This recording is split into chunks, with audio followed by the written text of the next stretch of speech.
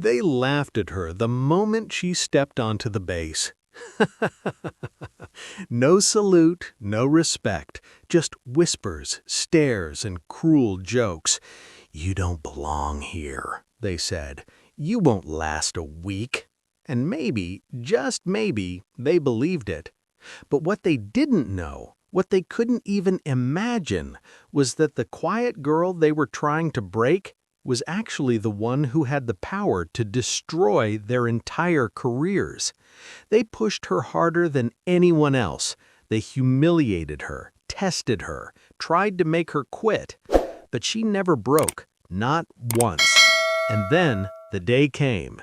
A black car rolled onto the base.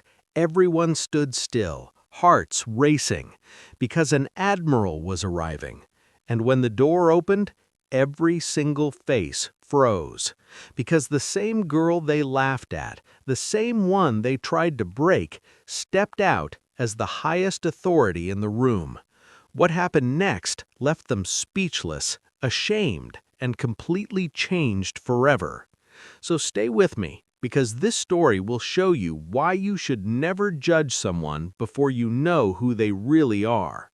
Welcome to Heroic Stories Hub, the place where powerful stories come to life, stories that inspire, shock, and stay with you long after they end. If you believe in respect, strength, and hidden greatness, you're in the right place. Now sit back and get ready, because this story will change the way you see people forever. The moment she stepped onto the base, the whispers started. "Look at her. She thinks she belongs here." The sun burned overhead, casting sharp shadows across the dusty ground. Military trucks lined the area, engines humming low, boots thudding against gravel. Everything looked normal, but the tension in the air wasn't. A young black woman in a perfectly pressed uniform walked forward with calm, measured steps. Her posture was straight, her chin slightly raised, her eyes focused ahead. Her name tag read clearly, Officer Naomi Carter. But something was wrong. No one saluted. A group of soldiers leaned casually against a truck nearby, watching her like she was some kind of entertainment. "Hey, new girl," one of them shouted. "You lost? The cleaning crew entrance is that way." Laughter broke out among them. Another soldier crossed his arms, shaking his head. "You sure you're in the right place? This isn't a charity program." Naomi stopped walking for just a second. She turned her head slowly and looked at them. Her eyes were calm, unreadable, but sharp. Inside, her chest tightened slightly. Not from fear, from recognition. She had lived this moment before. Different place, different faces, same judgment. Still, she said nothing. She turned forward again and continued walking. Behind her, the laughter grew louder. "Yeah, keep walking. She won't last a week." Naomi heard every word, but her silence wasn't weakness. It was control. As she reached the command building, she pushed open the heavy door. Inside, the air felt cooler, but no less tense. A clerk sat behind the desk, flipping through papers. He glanced up briefly, then frowned. "Can I help you?" Naomi stepped forward. "Yes, I'm reporting to duty." The clerk looked her up and down, clearly unimpressed. "Papers?" Naomi handed her documents without hesitation. Her movements were precise, professional.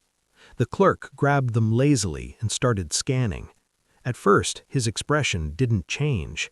Then, suddenly, he paused. His eyes widened slightly.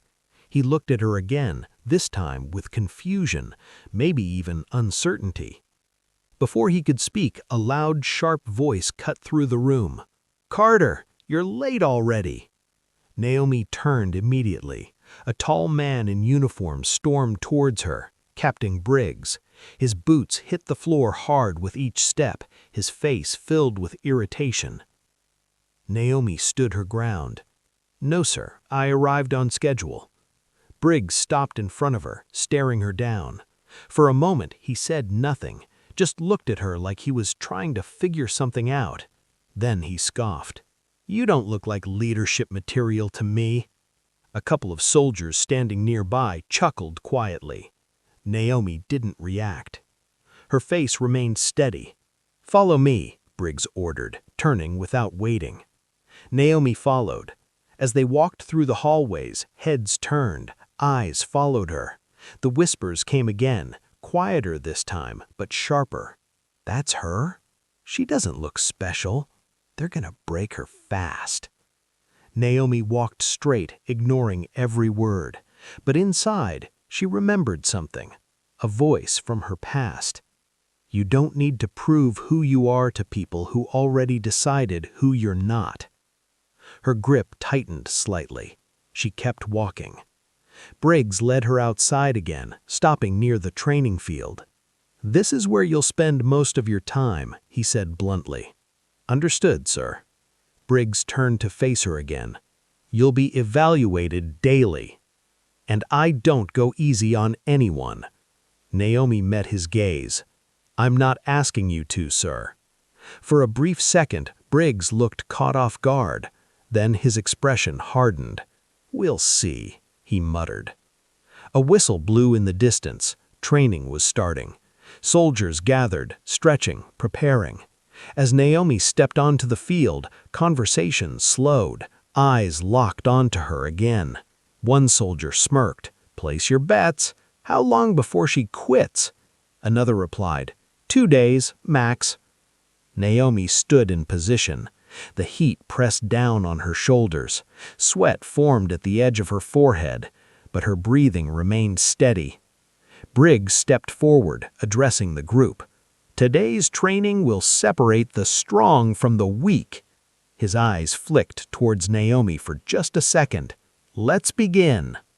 The drill started immediately, running, crawling, lifting.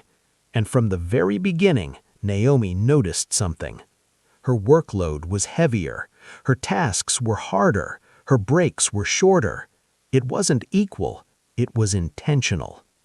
"Move faster, Carter," Briggs yelled as she pushed through the course. "You're falling behind." She wasn't, but she didn't argue.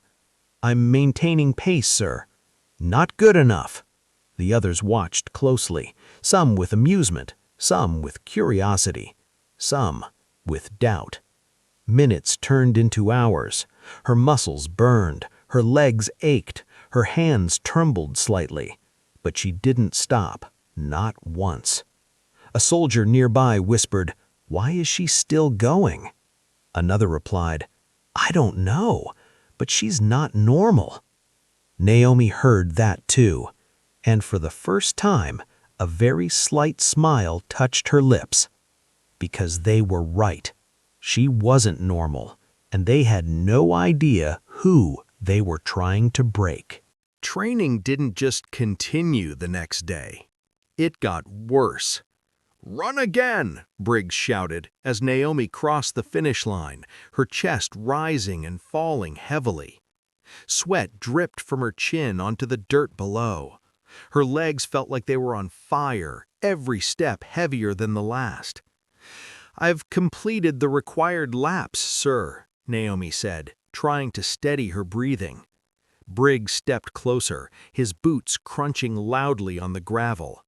"I didn't ask what you completed," he barked. "I decide what's enough here." A few soldiers nearby exchanged looks. "This isn't normal," one whispered. Another shrugged. "He's pushing her out." Naomi held Briggs' gaze for a brief moment. "Understood, sir." Without another word, she turned and started running again. Each step sent a sharp pain through her legs. Her lungs burned. Her vision blurred slightly under the harsh sun. But she didn't slow down, not even a little. "Unbelievable," one soldier muttered, watching her. Anyone else would have quit by now. Hours passed, drill after drill, push-ups on burning concrete, obstacle courses repeated without rest, heavy equipment carried across long distances. And every time Naomi finished, Briggs added more. Again! Faster! Not good enough!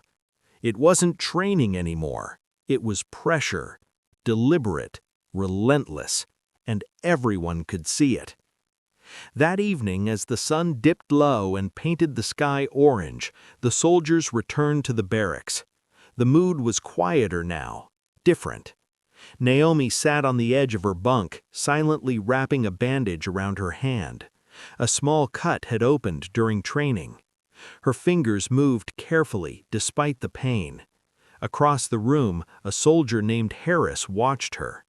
For a long moment, he said nothing. Then, finally, "Why don't you just leave?" he asked, curious but cold. Naomi didn't look up. Harris stood and walked closer. "They clearly don't want you here," he continued. "You're being pushed harder than anyone else." Naomi finished tying the bandage before responding. "I noticed," she said calmly. Harris crossed his arms. "Then why stay?" Naomi finally looked up at him. Her eyes were tired, but steady. "Because I didn't come here for them." Harris frowned. "Then who?" Naomi paused for a moment. Her gaze shifted slightly, as if she was remembering something deeper. "For something bigger," she said softly. Harris studied her face. There was something in her voice, something real, something unshakable. He looked away, shaking his head slightly. "You're different," he muttered. Naomi didn't respond. She simply leaned back against the wall, closing her eyes for a moment. But even in rest, her mind was alert, watching, learning, waiting. The next morning, tension filled the air before training even began. Briggs stood in front of the group, his expression sharper than usual. "Today we're doing field exercises," he announced. The soldiers straightened. "This will test your decision-making under pressure," he continued. His eyes moved across the group, then stopped on Naomi. "Carter," he said, "you'll lead the team." A ripple of surprise spread instantly. "Her?" someone whispered. "That's a mistake," another muttered. Harris looked at Naomi, his brow tightening. Briggs smirked slightly. "Let's see what she's made of." Naomi stepped forward without hesitation. "Understood, sir." The team gathered behind her, but the energy was off. No trust, no unity, just doubt. As they moved into the field, the problem started immediately. The map they were given didn't match the terrain. "Something's wrong," one said. Naomi studied the map carefully. The coordinates felt off, the directions unclear. Then they checked their gear.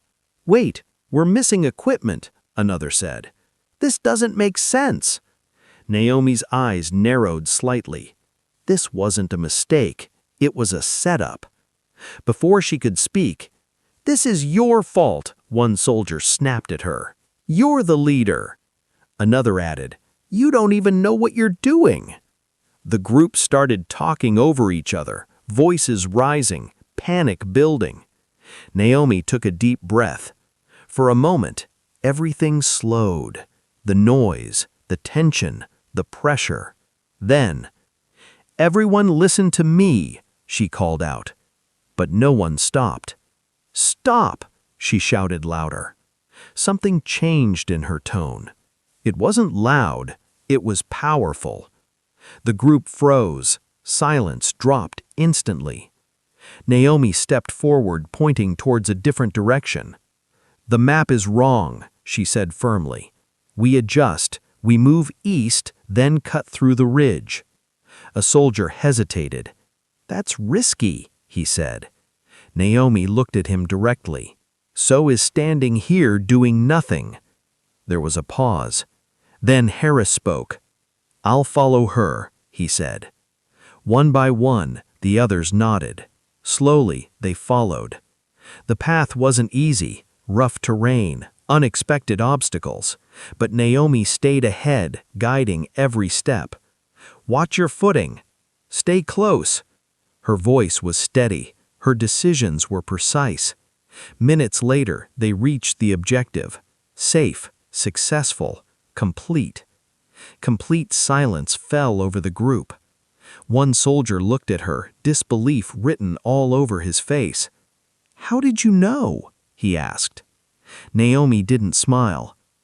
"I prepared for situations like this," she replied calmly. Harris let out a quiet breath. "You saved us," he said. Naomi shook her head slightly. "We worked as a team," she said. But something had changed. The doubt in their eyes was fading, and something new was replacing it. Respect. When they returned to base, Briggs was waiting. His expression was tight, annoyed. "You completed the mission?" he asked. "Yes, sir," Naomi answered. Briggs looked at the others. No one spoke, but their faces said everything. He turned back to Naomi.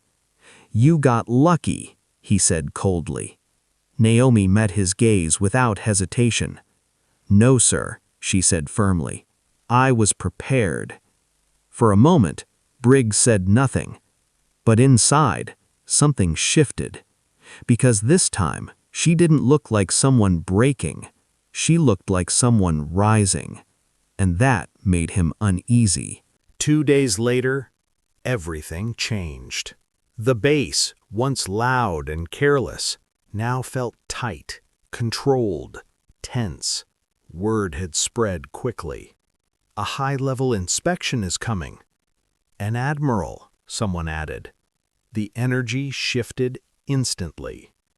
Uniforms were re-ironed, boots were polished until they reflected light, floors were scrubbed again and again.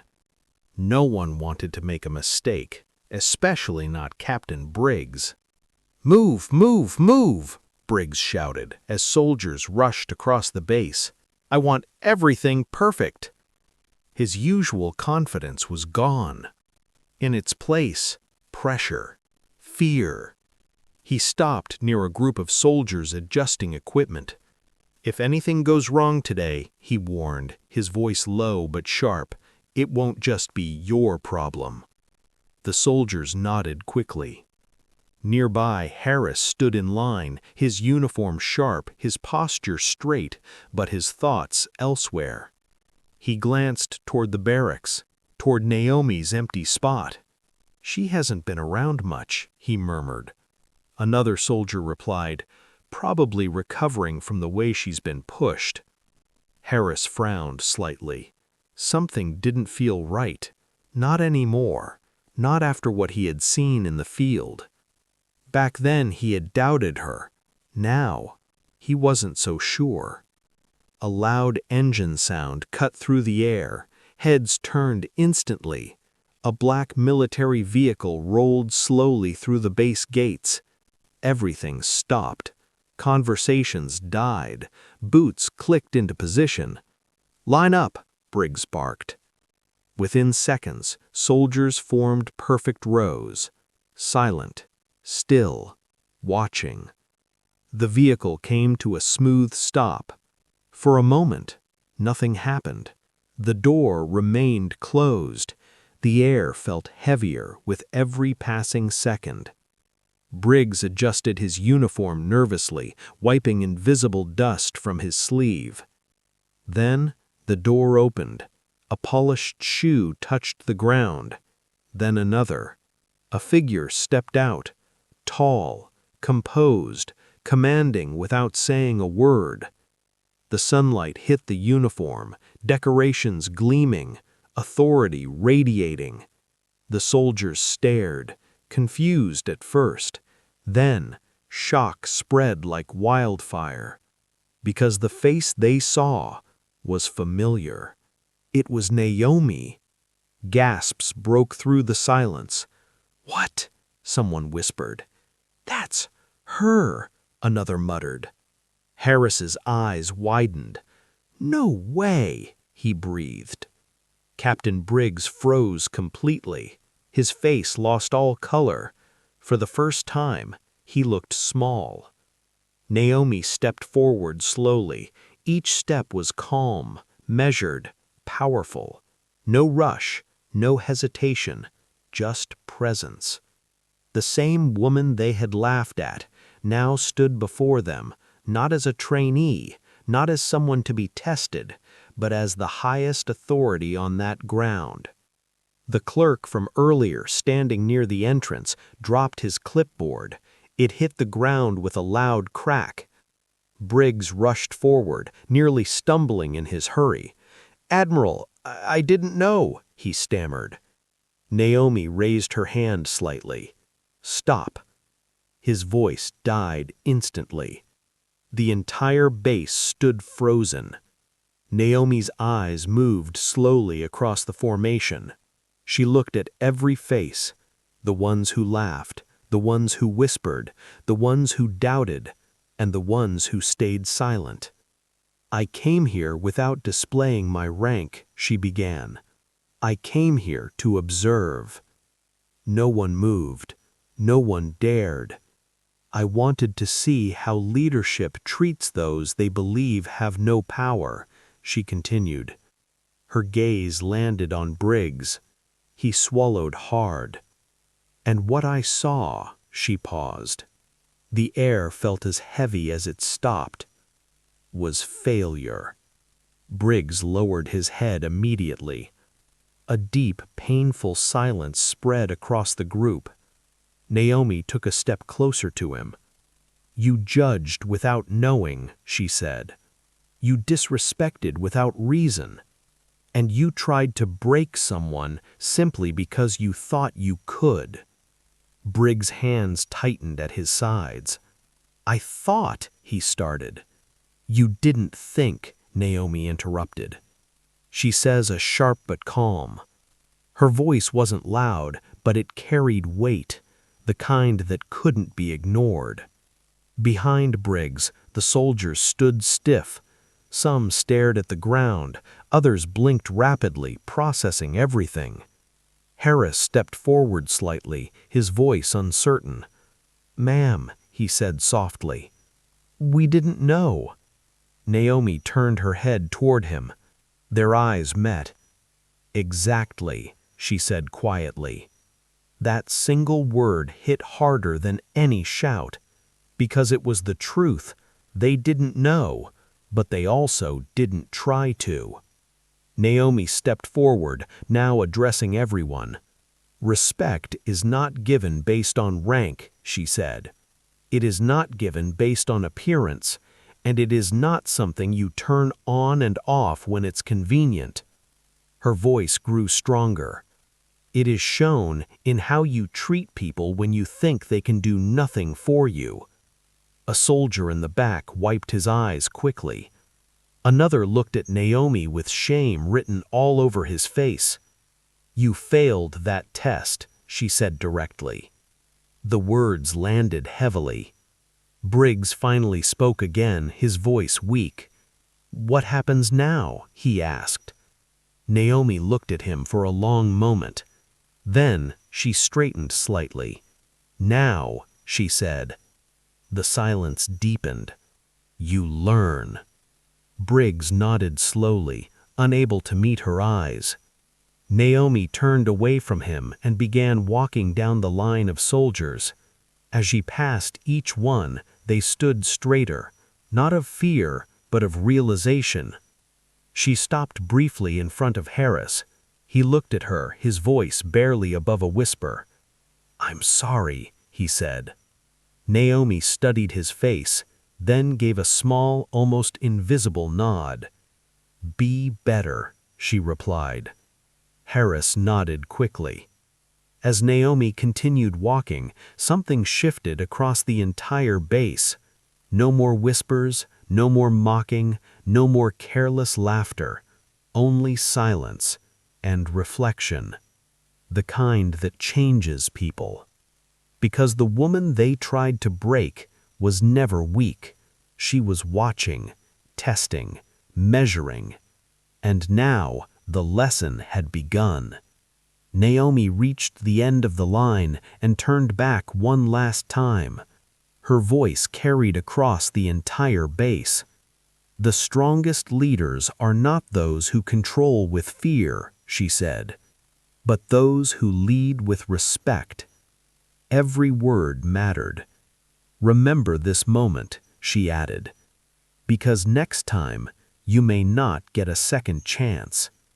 With that, she turned and walked away, her steps steady, her presence unforgettable. Behind her, the base stood in complete silence. No one moved, no one spoke, because now they understood. And this time, they were the ones being tested.